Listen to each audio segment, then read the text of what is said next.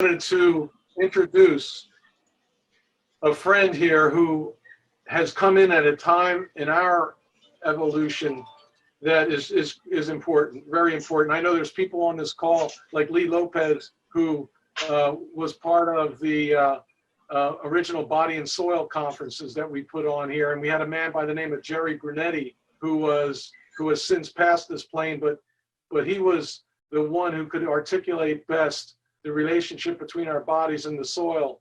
And when he passed away, I said, man, who's going to be the next Jerry Brunetti? And so in walks Dr. Zach Bush.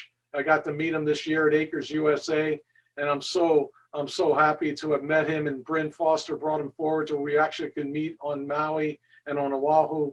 And Zach's a brother, and we're going to do some great things around the body and the soil, and just continue to get this educational outreach about this relationship between our own microbiome and our bodies and the microbiome and the planet, and how we can best feed ourselves with that knowledge and understanding. So please give a very warm welcome to Dr. Zach Bush. Aloha, Zach. Aloha, team. Very glad to be with all of you. It's a real honor to be among you. It's been fun to listen through as all you're giving your reports, humbling as well. Very clear state of affairs around the planet right now. The biology on the planet is failing, and you guys are not only the stopgap for our current crisis, but really I see you guys as the critical, pathfinders for a healthy future for our planet. And so just couldn't be more honored to be with each of you tonight, and I appreciate your time. I'll try to be concise and yet effective at perhaps giving you a little bit bigger vision of what you guys are engaged in as you every day toil away with the challenges of regenerative organic efforts and the transition between conventional practices and this new thinking that you guys are not here to grow food, but you're here to grow soil, and the soil will foster an extraordinary abundance for you, your families, and your community. And that's been our journey. So my background is not in farming. I grew up in Colorado and ended up becoming a medical doctor, and spent 17 years in academic medicine, doing everything from trauma and disaster relief in South America and Haiti and other places. Started my journey into medicine actually in the Philippines, birthing babies there. And so after all of that, ended up in those kind of hallowed marbled halls of academia, doing cancer research and developing chemotherapy, and very much had been washed into the pharmaceutical mindset of patient care and kind of, I would say, philosophy on life, that there was just more and more problems that needed more and more pharmaceutical solutions. And at some point started to feel like that I was kind of the finger in the dike in the ER or in the ICUs. And so it's been a real journey from there over the last 10 years after exiting academia in 2010, starting a nutrition center, really deciding through my cancer research that nutrition was more powerful than the chemotherapy I was developing to kill cancer cells. And so went down that avenue of nutrition, started to apply the last 40 years of nutrition science to my patients and their care, only to find it failing more and more often as the years went by. So by 2014, we had delved into the soil to figure out why the plant food was no longer delivering the medicine we expected it to. And in that journey, discovered just how devastated the soils of the US and many agricultural systems around the world had become. And so that's the journey to where I am today with you, and how I end up with some information to hopefully make valuable to you. I'm going to go ahead and share my screen here so that you can see some of this information as it comes through. Let's see. I think this is going to work. All right. So just some thoughts around kind of how we got here. My background is in internal medicine, and after that I specialized in endocrinology and palliative care. Endocrinology was interesting because it really is about the communication network between the organ systems of our body. And the deeper I dove into nutrition, I came to realize that there was some deep information stream flowing from soil to plant to human being. And that's the journey we'll share with you today. And so I'm going to see why this isn't letting me advance here for a second. There we go.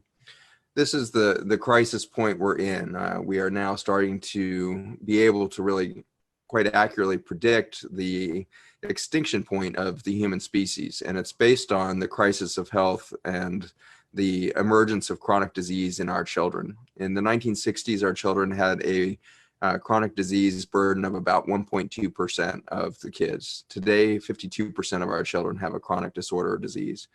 With 52% of children with disease, it gives us a clear vision that we're going to have a very deficient, future when it comes to just productivity, let alone that, health and wealth for those children and their offspring. These are the numbers we still now have around the country. Autism at 1 in 36 children. This is likely to be underdiagnosed still in many communities, especially minorities. I would include the Hawai'i Islands as part of that minority that has a lot of burden of neurologic disorder in children that goes undiagnosed. 1 in 36 children with autism spectrum disorder has then, eclipsed by attention deficit and hyperactivity disorders. Diagnosed in 1 in 10 children, but we think that it's probably closer to 1 in 4, 1 in 6 children with mild to moderate versions of this. Unfortunately, a pharmaceutical approach is to put those children on medication that puts them in a fight or flight stress state and shuts down their creative mind. 1 in 10 children in the US are diagnosed with asthma. Australia is now at 1 in 8 children with asthma. Allergy to their environment, either food allergies or significant pollen and otherwise, 1 in 4 children. Diabetes in our young adult population now at 1 in 4, obesity at 1 in 3, major depression at 1 in 2, cancer now affecting 1 in 2 adults. That's the males. The women are a little closer to 1 in 3, but massive cancer epidemic happening among us. And then dementia, finally, an incredible study done while I was at the University of Virginia about 18 years ago now. Showed that by age 28, 100% of the subjects in this large study across the US were showing early signs of memory loss and sensory processing deficits. And so it's starting to look like none of us can really remember well. And I think there's probably nobody on the phone that spends time looking for glasses or keys or wallets in the day, but I can tell you that that's a syndrome that's increasing across the country at a very rapid rate, is that we can't remember what we just did. We can't remember what we just set down. And that is problematic for the day, but I have much graver concerns for a humanity that forgets its near past. And when we forget the wars that we just fought, we tend to repeat those wars, whether that's wars against weeds, whether that's wars against other humans and nations. We are repeating ourselves very quickly now. And this current pandemic is a great example of that. If we had any constitutional memory as a medical system, we would remember that this happened in 2002 with the same virus, with the same symptoms of turning blue and everything else happening with SARS. Then it happened again in 2012. And now it happens in 2020, and we act like, my God, there's this brand new thing and it's attacking the world and we've never seen it before. That gives me grave concern that we can't even remember 8 years back at the last crisis there. So our memory is short, and that we are paying a dear consequence to that in the loss of life for forgetting all of that. But it's not chronic disease, and it's certainly not viruses that are going to set us up for the extinction of mankind. That's going to be set up not by these massive increases in chronic disease that we see going steeper every year. It's going to be set up by this curve here. Our sperm counts in all Western countries have dropped by 52 to 58% in just the last 40 years here. And so it's a terrifying collapse of fertility happening in males due to deficiencies in sperm. And interestingly, sperm have incredible similarity to bacteria and even some fungi. And so as we spray our fields and our crops with fungicides, we find out that we are undermining the same biology in the male sperm. And so as you track this out today with 1 in 3 males and 1 in 4 women with infertility, we can predict our extinction to be happening in the next 70 to 80 years.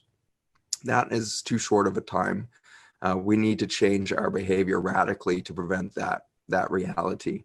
I had been lecturing this for a couple years when I gave this lecture to a group of farmers out in the Midwest late one night out in a field. I had cords run out there with a TV monitor, and I was literally showing this massive presentation out on this farm for 3 hours. He talked into the darkness, and at the end of it, one of the scientists stood up, one of the soil scientists stood up, and he said, "That was an interesting talk. Did you know that as farmers, we've decided that as soil scientists that we only have about 60 harvests left on the planet with the rate that we're degrading soil across the world?"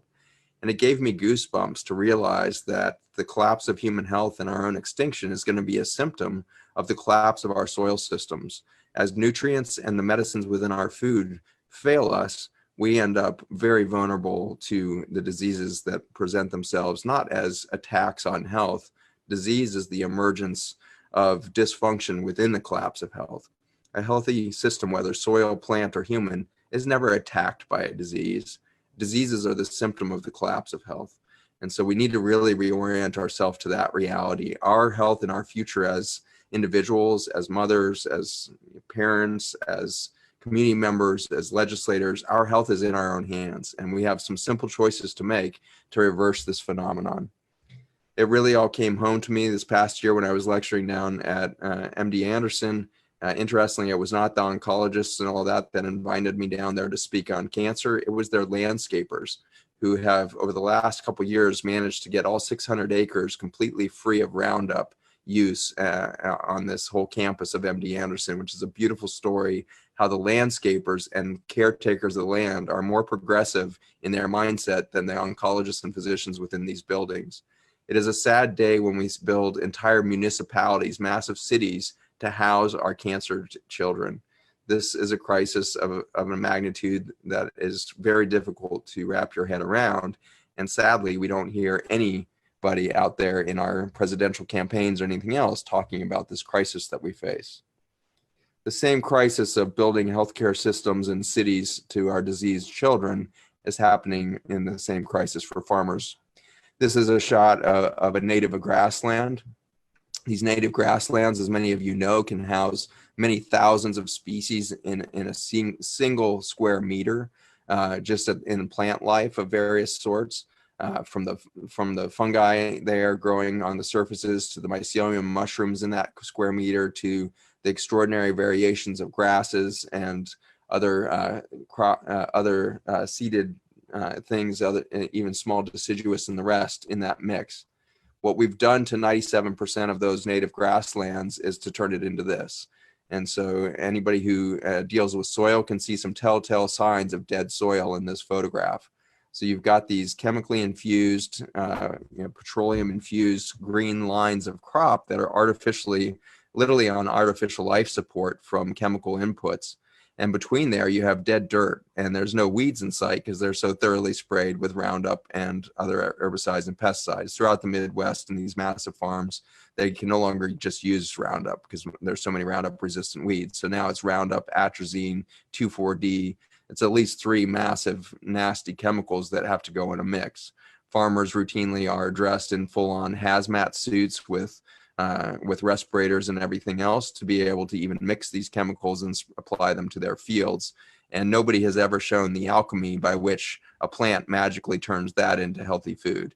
And so we really have a crisis of consciousness, a crisis of awareness in the ag industry as a whole.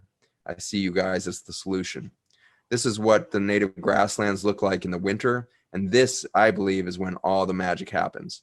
The magic here is that all of the biomass and nutrients that the vast species have sequestered from the combination of sun, air, and soil is now returning into the biomass of the soil system, and the mycelial bed is preparing for an explosion of life that will come in the spring. This is what we do to farmland around the world now during the winter. We denude it of all biologic biomass. We, in our overtilling and disking of that soil, we destroy the mycelial bed completely. There is no mycelium and there is no nutrient density to be returned. You guys know this better than I do, but it's devastating to see that I can drive from Minnesota down to Louisiana over 1,800 miles and see this is 80% of the view in any December drive. I spent a lot of time in feedlots and stuff as my companies are developing products to try to decrease the stress and disease within our food system. And it's amazing to spend days on these feedlots and never see a green thing. There's not a blade. We know of antibiotics in this environment is truly hazardous. You, of course, are having to wear a mask to be in these places because it's too toxic of air to breathe in these chicken houses, especially. It's just a real crisis. You guys, I see as the solution. We are now in the largest dust bowl in history. We are losing 1 to 2 tons of topsoil per year per acre in America. We have somewhere around 1.2 million acres of farmland in use, and losing 1 to 2 tons of topsoil. You all know how valuable soil is, especially if it's living soil. If you calculate that loss, it equals approximately 11% of our gross domestic product, or of $17 trillion. So you're somewhere around $1.5 trillion in soil loss. This storm just hit Arizona in 2018. It was a mile-high dust storm that covered the entire Arizona countryside and then buried Phoenix here. As this storm bore down, it captured no national or international news. It was buried in the feed cycles of tweets from our president and other things that were distracting the public. Antibiotic usage and mortality. My group has been working to demonstrate that the fewer microbes that are in the healthy gut environment of the human, the higher the cancer rates. On the right, you see the antibiotic usage. The darker the state represented, the higher the antibiotic use. You can see that the epicenter is down around Louisiana, Mississippi, and the rest down there. If you look over to the left, this is the map of our cancer death rates in the United States, and you can look back and forth to see a state-by-state similarity. Every antibiotic prescription we give correlates with a higher risk of cancer death. If this was true and doctors were causing the cancer, this would be bad news enough. But interestingly, our behavior as physicians hasn't changed much.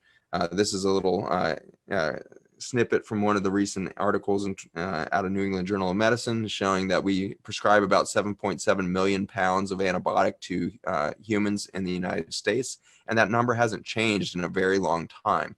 And so this made me think that maybe I didn't have quite the right model, because the cancer map has changed in the last 15 years between 1994 to now, and it was even shorter than that because it was really 1996 to 2007, we saw a complete reversal of the cancer map. And so on the left, you see the history of cancer in the United States dominated in the Northeast. We have colon cancer, lung cancer down here. Up here on the right is the prostate cancer, which also was dominant in the Northwest. But cancer was always dominant from as far back as we can remember. It was dominant in the North and East, the Northeast and Northwest. We never had a cancer epidemic in the South until somewhere between 1996 and 2007. We reversed the cancer death map. This should be physically impossible, scientifically impossible, if we're right about how cancer happens.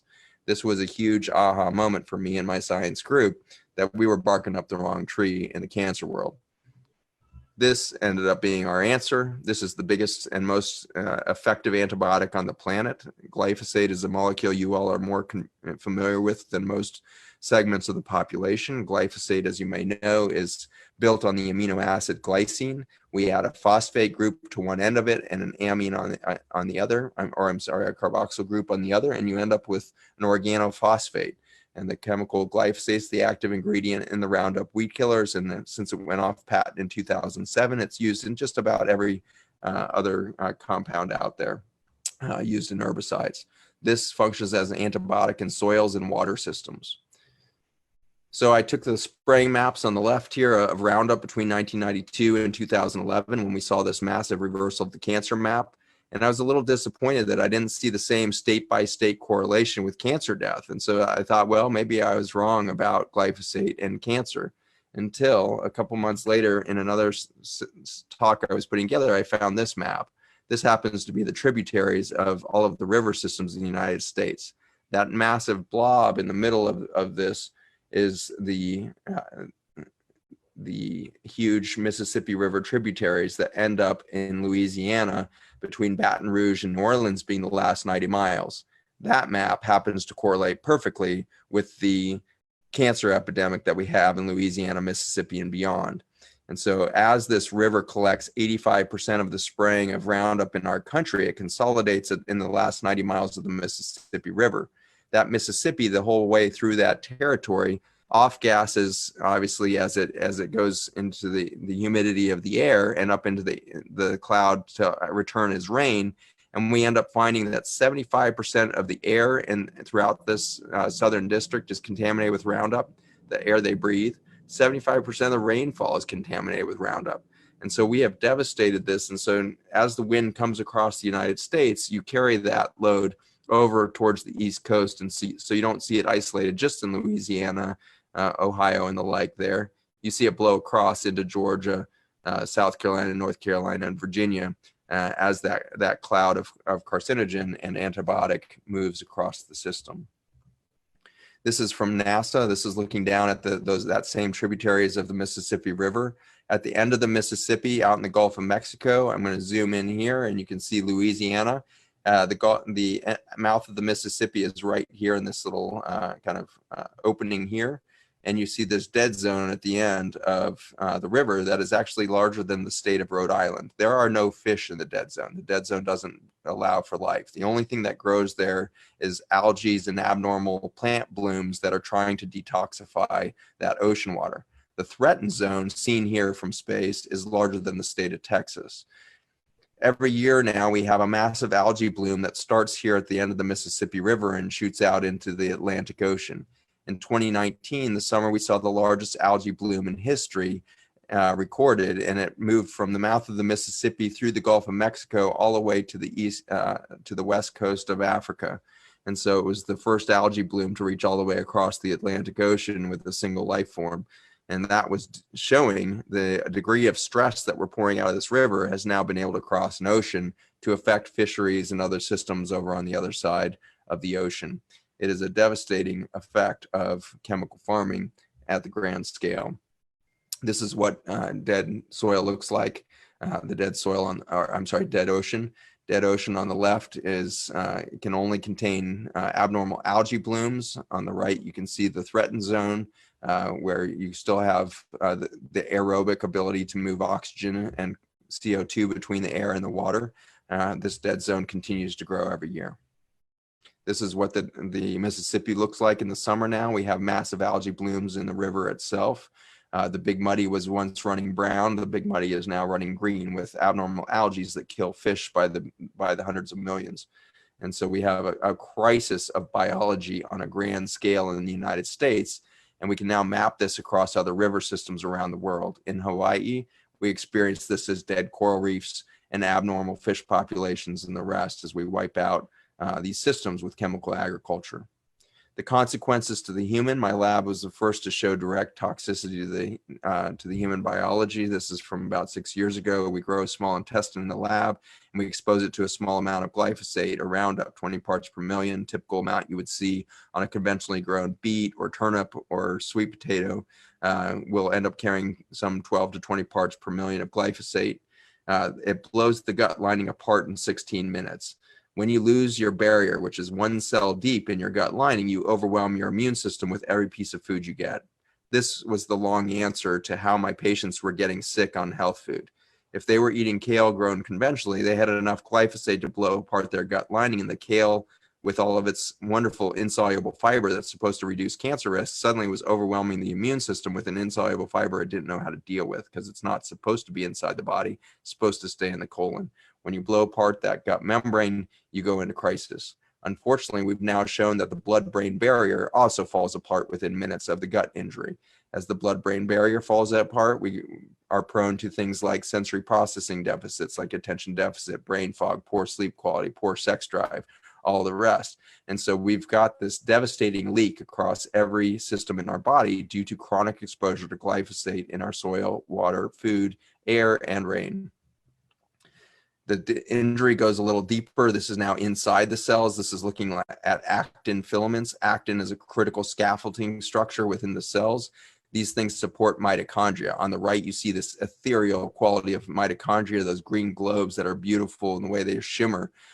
This is fluorescent microscopy of mitochondria, and they're suspended in these spindles of actin. And if they are misformed, if they lose that structural support, they stop making energy for the human cell, and we start to age more rapidly. We have children that are manifesting cancers like aggressive osteosarcomas that have never been seen in kids in decades past.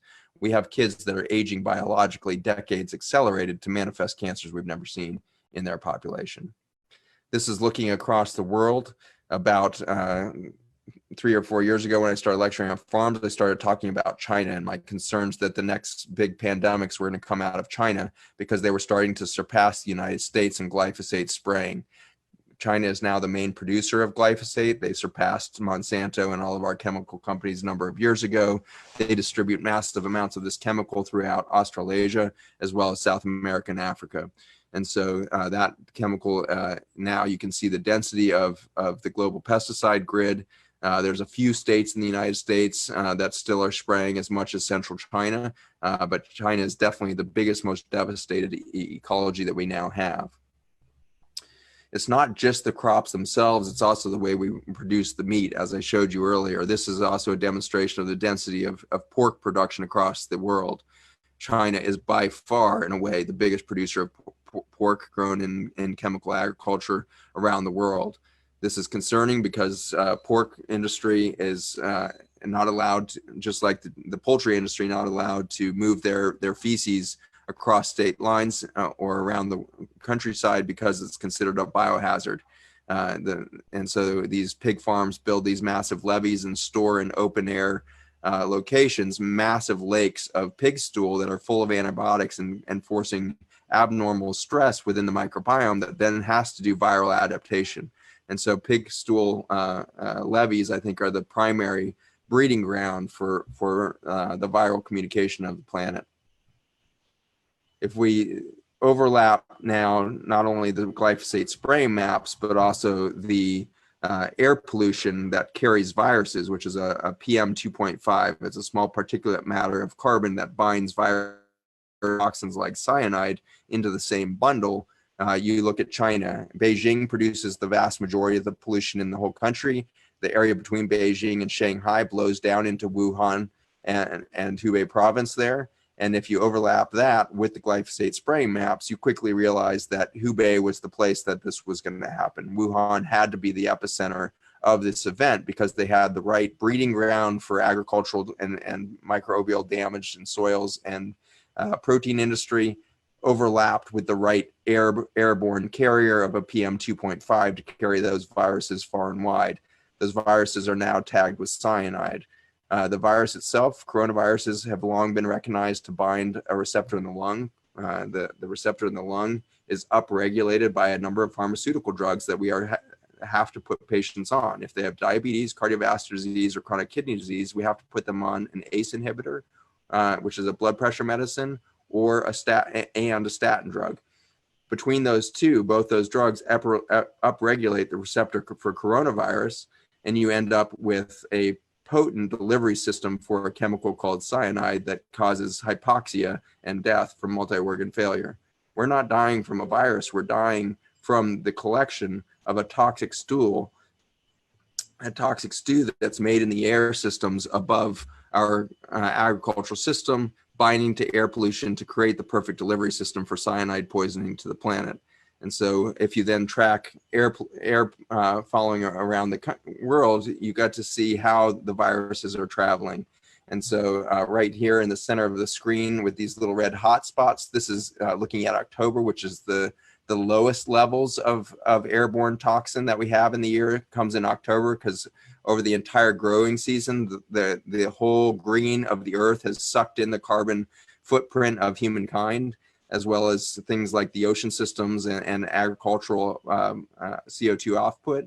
And so all of that in October is looking pretty good, but you can see the hot points where we see in China the annual influenza strains, as well as the coronavirus strain and everything else is coming out of these hotspots. That red hotspot is freaking right on top of Hubei province there. And so that is in October of the year.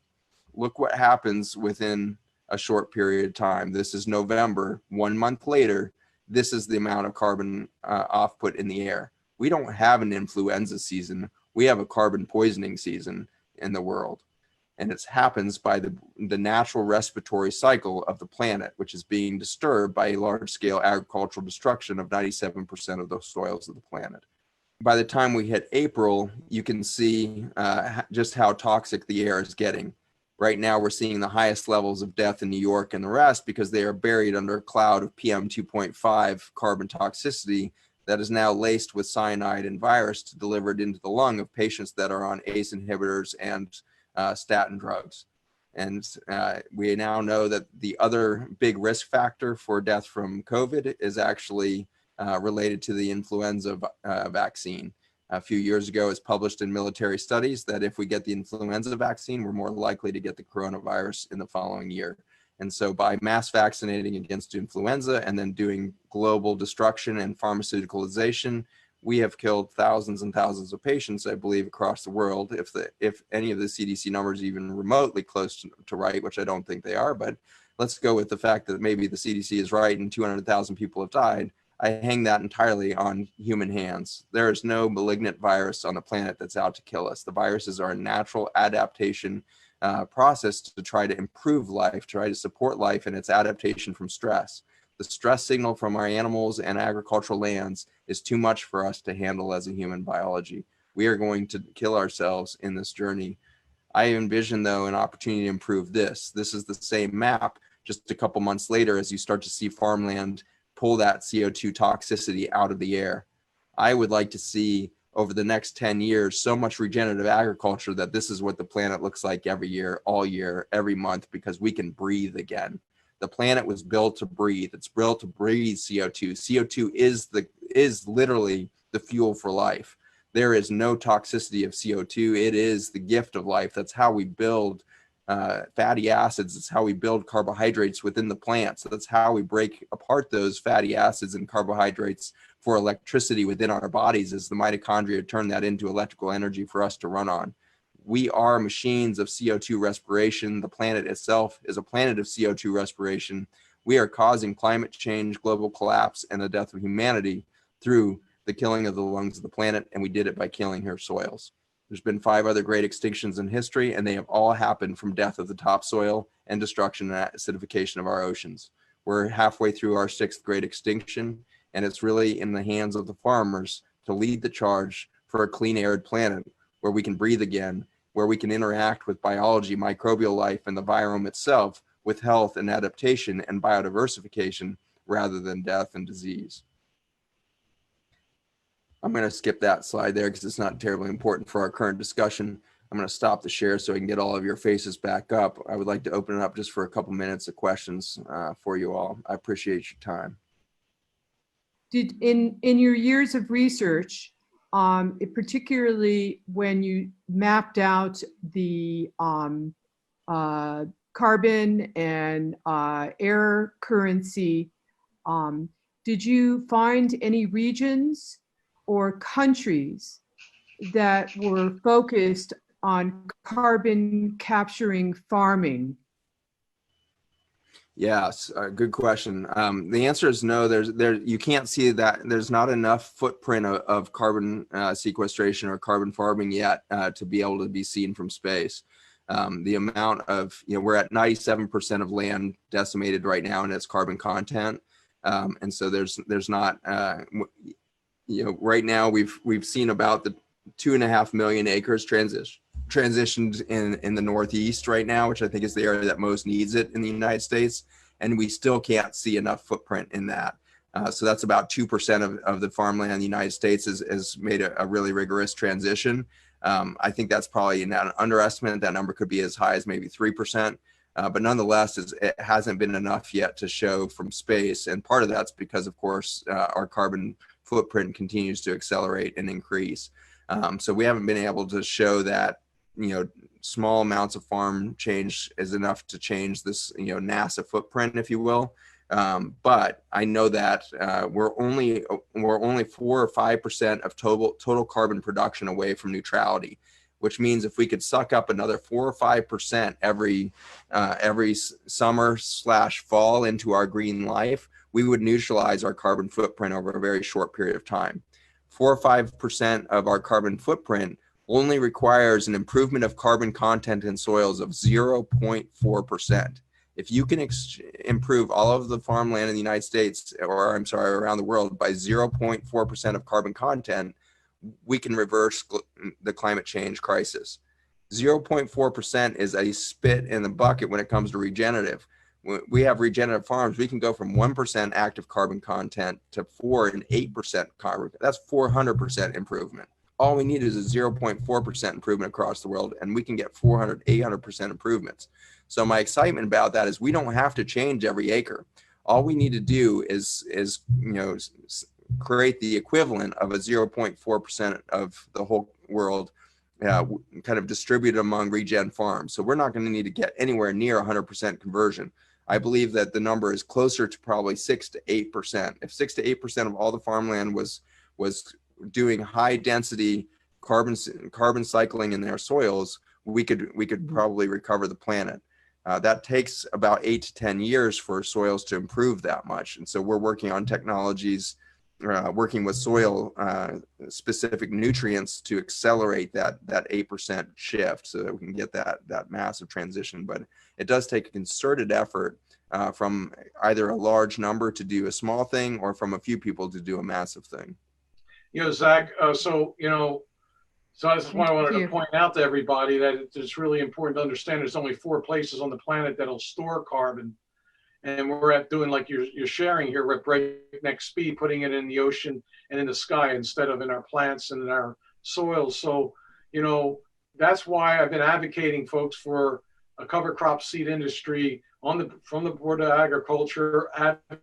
We get that we don't want to use the pesticides. We don't want these big agricultural companies to be using all this stuff. Yet, unless we're really advocating for what we want, it's important when we're lobbying that we're lobbying for what we want. And I can't stress this enough. I've been, thankfully, I'm on the Board of Agriculture, but yet I need folks like you to support what it is we want to see occur, the agricultural system we want here in Hawaii. And, the work that Zach's doing and articulating is critical in this process because of his stature as a medical doctor and based on results, seeing what he's seeing and what's happening to our children and our population as a whole. So Zach, I just truly appreciate you being on. I know this is not going to be the last time that you're in our HFUU family of sharing. And so we had planned to have Zach at our annual convention in August, but because of this, Zach, what was the word again you used about, like when you climb from sea level up to? Yeah, the diagnosis that people are dying from is called histotoxic hypoxia. This is the diagnosis I've been throwing out there to the medical community for weeks and weeks now. And people are paying attention, but we're very excited to be on the island. My wife Jen and I live over in Oahu. We're card-carrying members of the HFUU North chapter with Bryn Foster. So we're very proud to be here on the islands with you all. We're proud to support everything you guys are doing. We certainly have already been quite active in the legislative sector. Vince was with us as we spoke to Senator English and Senator Gabbard offices, and we're pretty eager to bring a bunch of different technologies to actually clean up the islands in a lot of different ways. Plastic conversion to biodiesel, cutting edge, biotech around regenerative soil amendments so that we can get our dependence on chemical inputs reduced more rapidly and all of this stuff. We also really embrace the process. We know that not every farmer can make this transition overnight. It takes time to adjust mindset. It takes time to adjust practices and resources and all the rest. And so we are very excited to bring our nonprofit, Project Biome Hawaii, here to the islands to unite with groups like yourselves who have been on the ground for a long time, beginning to build a healthier future for agriculture and our children, and bring a lot of international talent and resources into the mix in order to map a regenerative future for the islands in the form of land management, everything from residential development all the way to large-scale agriculture, to demonstrate to the world how a regenerative system of land management can actually improve economies, improve livelihood and health of a peoples. And we really see Hawaii being able to become that proving ground and really a demonstration and teacher to the world. And we see all of you as part of that bright future. And I'm so grateful to be a part of this project this evening. Thank you, Vincent, and the whole rest of the HFUU team for having me tonight. An honor to be with you. Right on, Zach. We love you, brother. Thank you so much. Appreciate all your being here and sharing your monotony. Really excited. I got the opportunity to call all of our chapter members over the last week and check in with everyone. Obviously, through these troubling times, it's been a challenge for us all, but I think as we all can concur that food is one of the most essential components of this, as we've heard through Paul saying this in his music. And I would say the majority of our members have said the same consistent messages. Now through this pandemic, it's given them more time to spend on their farm and in their soil. So I think that's the silver lining that we all see. We are formally launching the Waimanalo Food Hub underneath the HFUU banner. This will be taking place basically around the Isle of Nalo area. There's some other new exciting news, but we can't share just yet. So I wanted to let you know that if you are members that have been looking for CSAs or access to some of our local produce from the region, as well as the other HFUU food hubs, et cetera, we will be pushing through that over the next 2-3 weeks. So stay tuned on that. So in Kona, we're all, pivoting to the new market, which is direct to families. And I think farm to families it's kind of the highest level that we can provide as farmers, I think, to feed people of the island from the island. So right now my job is to stay in business as a food hub so that I can serve the growers who supply our network. And having lost 60% of our market when the resorts and restaurants shut down, we quickly started getting a lot of members in our CSA. We went from 125 families per week to over 360 families in less than 3 weeks. We just are now capping our membership while we pivot, and we're now going to twice weekly packing of boxes so that we can serve more families, but not have to pack 360 boxes in one day. It's kind of intense. So by doubling, Tuesday, right now it's all Tuesday, we're going to switch to Tuesday, Friday, and hopefully that'll allow us to have about 225 families twice per week. So we'll end up with 450 overall, which is really exciting because we've always wanted to do this. We've always wanted to provide food to families. So in Kona, I tapped my board members just to see what they're up to. Chantal Chung is an extension service. Got 20 seconds, Mo. Yep. Okay, so the legislature was disrupted, and it kind of stopped our bills for the food hubs and the FAM program. Those are two really exciting things that we want to push forward as we demonstrate our local food system. And I think that meetings like this, using Zoom and to figure out meeting times using Doodle, I think those two tools for our chapter presidents is going to be really essential moving forward so that we can host more meetings with guest presenters like Paul Isaac. I can't even believe we're so blessed to have you play music for us tonight. Thank you. And Zach Bush, amazing. I think we can really capture that as an organization and enable our membership to benefit from international guests even. So I love this new platform. Thanks for your time. I'm just going to talk briefly because I want to share my passion for what we're doing here on Maui. We're doing something kind of a little bit different in food hubs. We basically set up an online store for food where consumers can go on, they can order exactly what they want, pack their own box basically, and we've got 6 pickup sites around Maui this week. And as a farmer, my first farm, we got off the ground because of the wonderful farmers markets on Oahu. but you know, there's a certain frustration involved too, because typically with the food, you know, with the farmer's market, you just never know what you're going to sell. We'd go in sometimes with a full truck and we'd come home with half a truck of food we had to get rid of. Other times we'd go in with a half a truck and we'd sell out by like 9 o'clock in the morning. So it was just, it was so up and down, you know. As a farmer, I'm really excited with the idea of just being able to simply, you know, get the exact orders for exactly what I need to bring. And that's all I need to harvest. So we're starting to mature now. We've been operating for about 5 weeks, and Keith Ranney, my good friend Keith Ranney over here, our state communications chair, has taken a lot of the burden off my shoulders. So I'd like to defer to Keith to give you an update on exactly where we are right now. Keith, can you join in? You lost connection. Okay. All right. Well, I'll fill in for Keith briefly.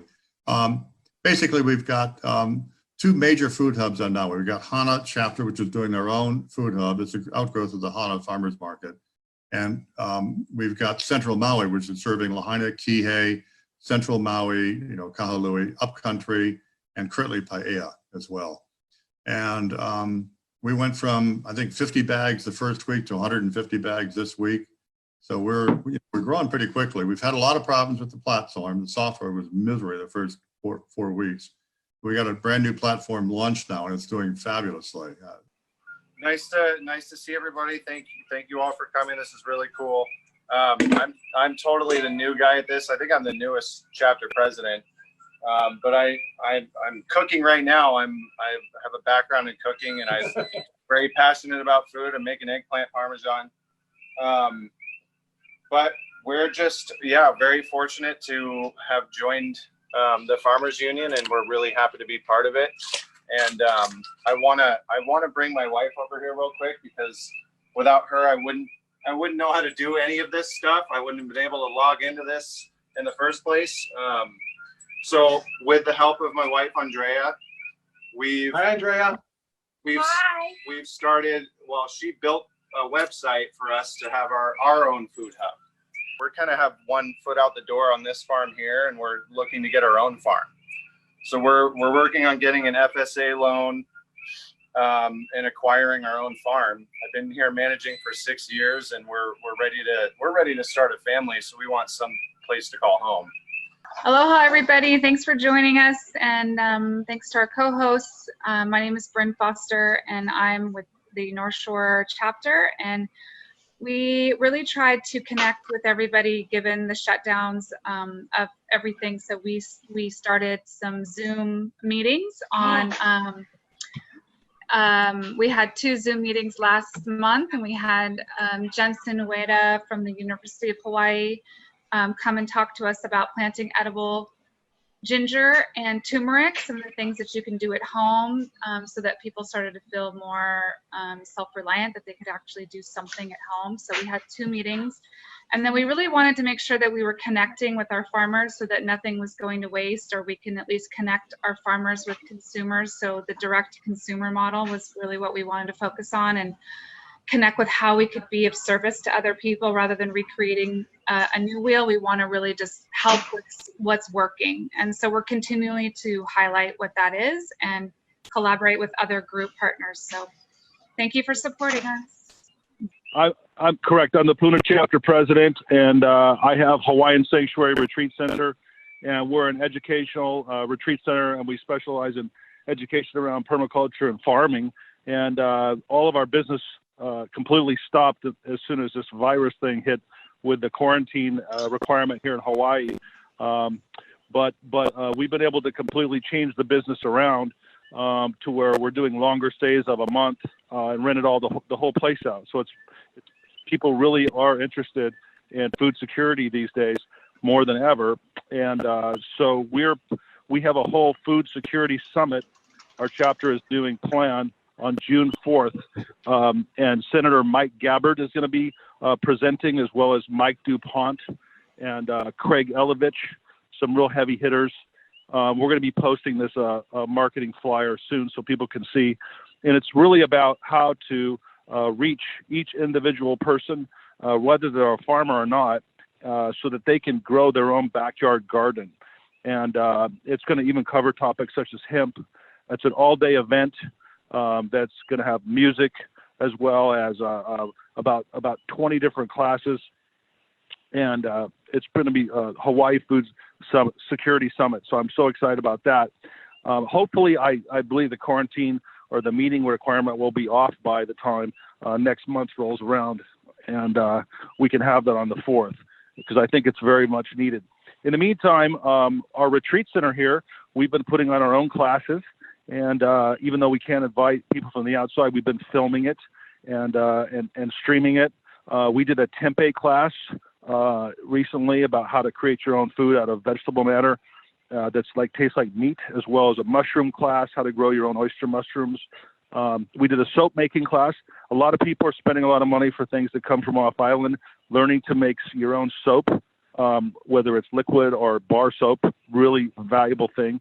And then we're also teaching a technique where we catch mongoose, pig, and fish, and we use natural farming techniques and create a sugary, nitrogen-rich syrup that we mix with our vermicompost from all of our food scraps here, and show people that they don't have to go anywhere but their own land to create abundance and fertilize their crops. So you don't have to ship any fertilizer.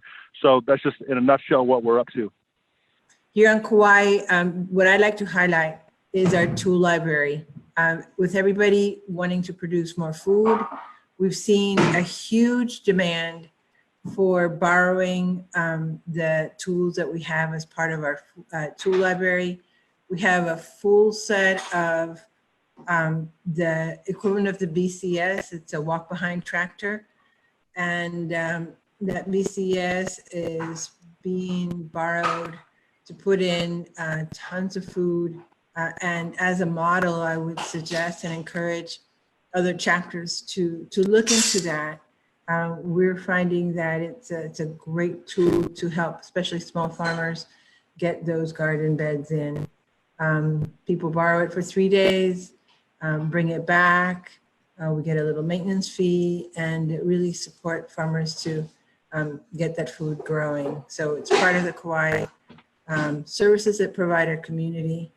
Other than that, on Kauai, we see, like everywhere else, farmers turning into CSA boxes, and many of the farmers have now online opportunities for CSA boxes, deliveries, and that contact from farmer direct to consumer is something that I hope we can continue.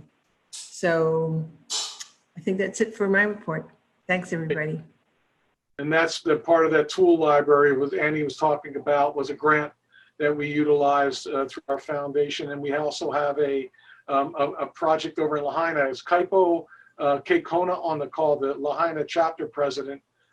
He's managing that project over in Ku'ia in Lahaina.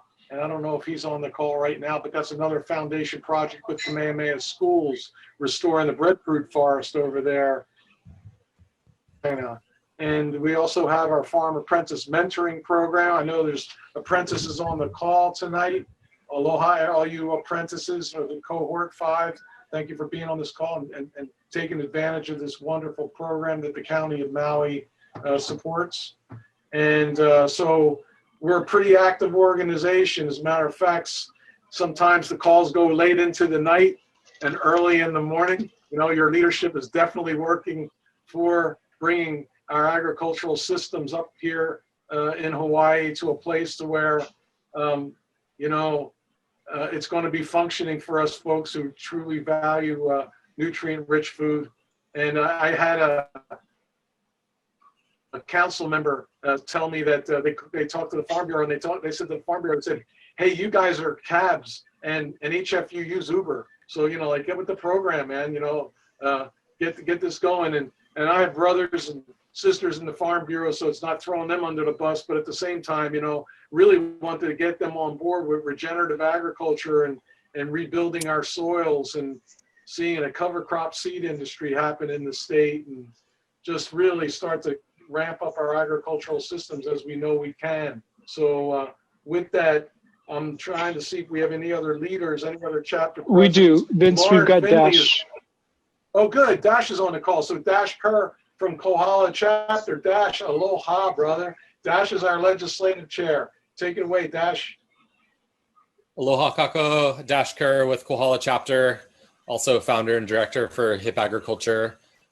In response to COVID, our Kohala Food Hub has taken a pivotal role in distributing produce fresh from farmers directly to consumers. Sales have really increased. We've seen a huge uptick in CSA members, and we're just really focusing on distribution and then also increasing the amount of farmers we're training. Youth we're engaging through our high school internship and looking at how we can, mobilize basically workforce development to, again, train new farmers, but increase production simultaneously and increase local distribution to the people that need it the most. We're doing a weekly kupuna box, which is free, or sliding scale for those that can donate, that we're giving out every week. And our Kohala chapter just last night had a really great online Zoom call about bees and trees. And so we're keeping momentum with our chapter meetings in terms of education. It was actually really popular. I think we had over 40 people sign up and attend, which is good for our classes. So yeah, we're in a pivotal time in the state. And I think the more that we can create, of course, bioregional food security for our communities through food hubs and aggregation centers, and then pairing that with ag land trust, farmer training, workforce development, right now is the time to do it. And hopefully, we have more time to make that happen. So all our community is well fed. Right on, brother. Way to bring it forward, and all the work that you're doing there has been so happy that you're our legislative chair, as we have some bills with our food hubs and farm apprentice mentoring that's being brought through the legislature, and you're championing them through. So right on, Dash. Thank you for your work, man. Okay, Bobby, can you share what's going on in the region? Bobby Padilla, the president of Mauna Kea Hawai'i chapter here on Maui. Right on, guys. We had to pivot. In our region, our producers had to pivot, seek different markets. But it's been going well. Been supplying, our Maui Food Hub, and we've been distributing a lot of excess food, like product, like sweet potatoes, especially, just by the tons. So we've been giving them out in the community, taking them into Hana, taking them to Molokai, Lanai. But yeah, we're driving in our district, and interesting times, pivoting from one market to another. It's pretty interesting because I used to supply the hospitality industry, but never had the capacity to grow for more food for the local population. But now, because of what happened, I had to pivot away from that and actually get to supply a lot of the local needs right now. So I'm real fortunate with that. Could you talk about your farm a little bit? How many farmers you got on your land, and how many acres you on? Yeah, we got a 300-acre spread, and I just subleased to like 12 different farmers. Everybody, I got one kind of big farmer. He's got about 150 acres, so he does a lot of sweet potato, cucumbers, okra, long beans, tomatoes. Like that, I got smaller farmers. I got a moringa farmer that he's certified organic moringa farmer that's marketing stuff in Europe, and native plant nursery, another guy, and one guy just all ulu trees. And of course we got one of the largest KNF piggeries that we just got put up and almost completed. Wonderful. Yeah, so yeah, that's happening. Thank you, Bobby. We got Yeah, all kinds of stuff happening on there. Yeah, doing great stuff, brother. Thank you.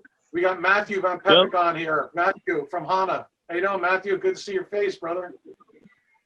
Hey, how's it, everyone? You got a couple minutes, so give it, man. The biggest thing that we've been doing is been the food hubs that we've been, the Haleakala chapter and then the Hana chapter have started over the last pretty much month, and been great success, which is something that we're gonna, obviously continue to do. even after we were able to open up the, the actual physical farmers market. But it'll be just a good combination of everything. So, I don't really have anything else to add to that. Just because, like the last, that's been our main focus. No problem. Yeah. And, like I said, I try to help out whatever I can. But, we have such a great team out here of, farmers, non-farmers, just wanting to help everybody grow food, because we are one of the only spots where, it's really hard to get food to when you only have one entrance one way or the other. And, right, through this whole thing, it's been nice that we've been able to block that for keeping us safe, but also it makes us realize how vulnerable we are without the other supplies, so that's why we need to focus on being as sustainable as we can in our small little community. So you guys are doing great, Matt. Thank you so much for that report, man. Appreciate it. And I want to go back to Drake. Drake, can you get on the call? So we've been meeting for Let's Grow Hilo as in downtown Hilo. And now that there's social distancing, we're not really able to gather. But this was a project we were working on in early March before these different things have changed. So I'd like to encourage people to follow Let's Grow Hilo on Instagram to find out when and how we can start meeting. And what we've been doing is using the streets of Hilo as a seed bank. So putting down the microorganisms and bioremediating the soils of the downtown where everyone traverses through, but not necessarily to eat that food, because sometimes it's right on the side of the highway and stuff, but to instead have it so, you can go get some sweet potato cuttings, some kalo, different things that while you're in town, you can maintain the crops, but then also use it as a give and take share seed bank for all of us to exchange planting material using our city center. So what we've done through the union is we purchased a 2-gallon hand pump sprayer, and my brethren Adam has been making microbes and spraying it. And each time Suze and I are in town, we go and we go on like microbe spraying dates, and we walk around holding hands and spraying microbes throughout the town, and just bioremediating the seed bank that we're creating in the town. So, and when we can start meeting again, I'd love to have people come down and learn more. But right now it's kind of online, or just when you're in town, social distance by yourself, do that stuff. And you no need to wear like a mask. It's not like Roundup, but you might want to wear it for, whatever. But so. Yeah. Hey, Drake, thank you very much. Everybody, Drake is the president of East Hawaii, and I call him Osama bin Microbe. And Drake, just let you know, I got check it out. This mask is fully organic. That's right. Look at that. Look at that. All you need is a strap across there, baby. So the kind, you and Paul. So I'd like to give a shout out to Ricky Apana, who's on this call. Him and I were just turning 500 pounds of IMO3 before this meeting tonight. So it's good to long live the natural farmer. This music has been phenomenal. Thank you for the gift of your music. Wow, it was so great to hear from everybody, all the chapters. And Zach, thank you so much. This is such important information. HFUU.org to become a member.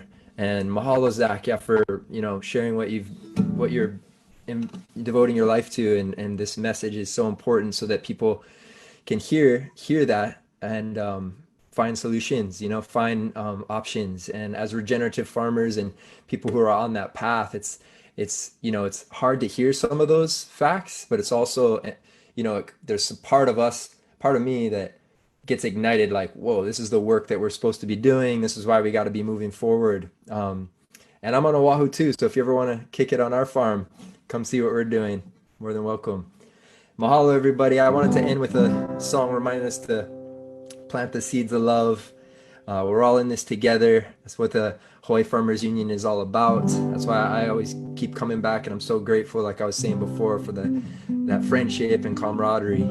So this song is permaculture, that harmonious living with our soil, with our planet, I feel is what's going to move us forward. So wanted to keep it on a little high tip as we move forward into our next day of planting seeds.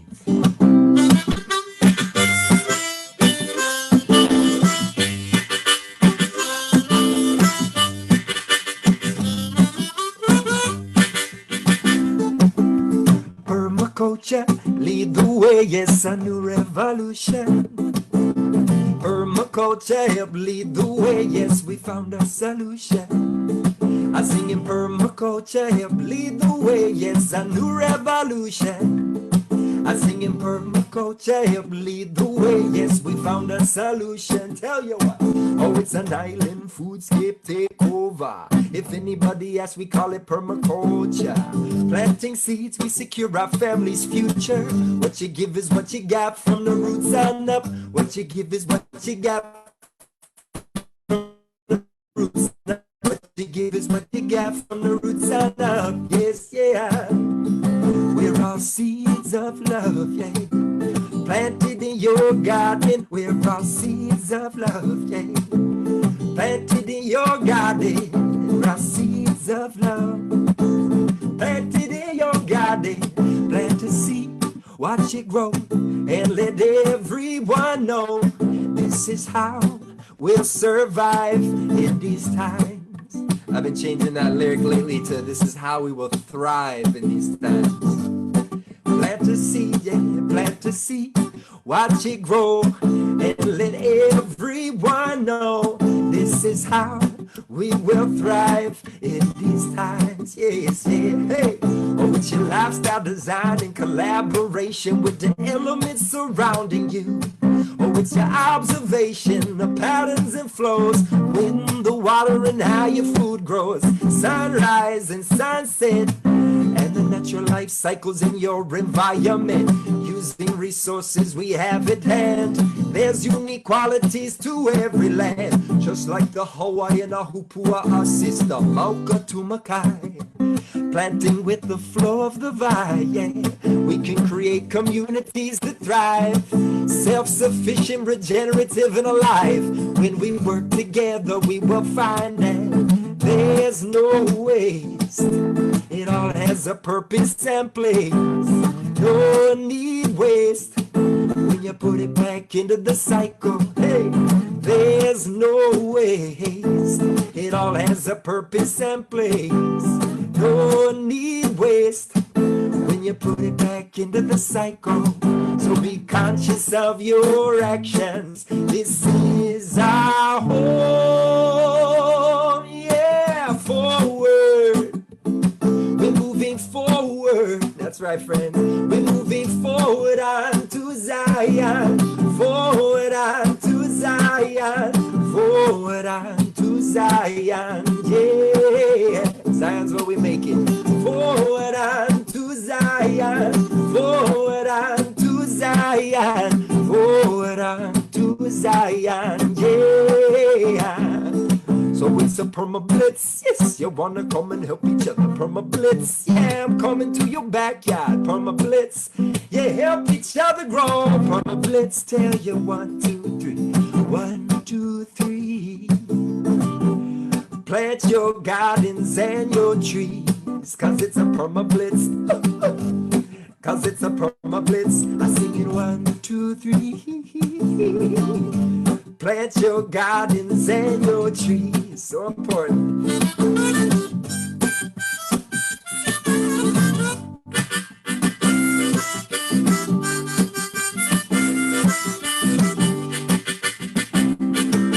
So permaculture help lead the way, yes, a new revolution.